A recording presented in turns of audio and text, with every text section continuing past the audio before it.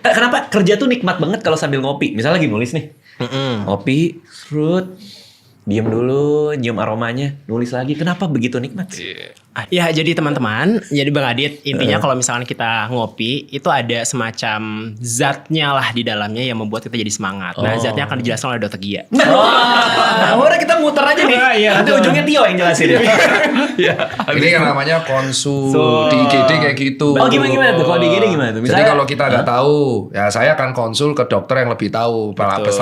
Karena dokter jaga pasti ke kepala IGD. Kalau nggak tahu baru ke spesialisasi yang ditunjuk. Gimana dokter Gia? Kenapa kalau saya nulis Tos dulu bang. itu minum kopi itu lebih mantep gitu rasa kerjanya? Iya, jadi ada molekul namanya adenosin, ada namanya kafein. Nah, cara kerjanya minta tolong dokter Tirta boleh? Boleh sampai keluar nanti. Soalnya biasanya kalau di lapangan yang menjelaskan itu orang lapangan banget Bang. Iya. Gimana tuh? Kok bisa lima gelas itu gimana? Iya. Cara kerjanya. Itu skripsi saya emang. Tuh. Skripsi saya.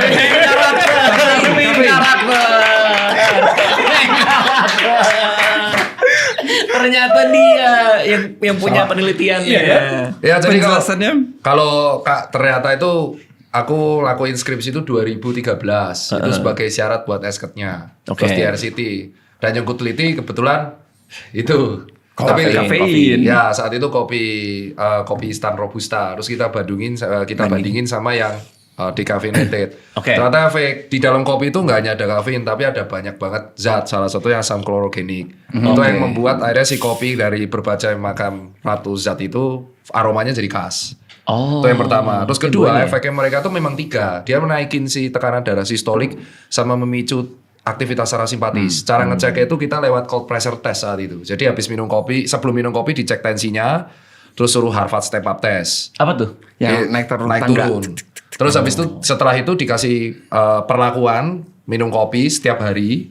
Terus akhirnya dicek lagi, ternyata ada peningkatan tekanan sistoliknya itu sekitar 7 sampai 8 dan itu tergantung dari kondisi masing-masing orang. Oke. Itulah alasan kenapa. Tapi kalau orang tersebut semakin sering minum kopi, itu terjadi toleransi. Betul. Oh. Jadi karena dia seringnya minum 1 gelas, akhirnya di penelitian tersebut yang aku lakuin di RCT itu dia titiknya setelah di bulan keberapa, karena itu hampir 8 bulan penelitiannya, di bulan ke-6 tensinya tuh jadi turun lagi. Artinya si tubuhnya sudah tolerance dengan kafeinnya. Oke. Itu reason akhirnya ketika si kopi tersebut di stop, dia jadi pusing kepalanya. Oke, Kayak which is Willower yang saya syndrome. ini.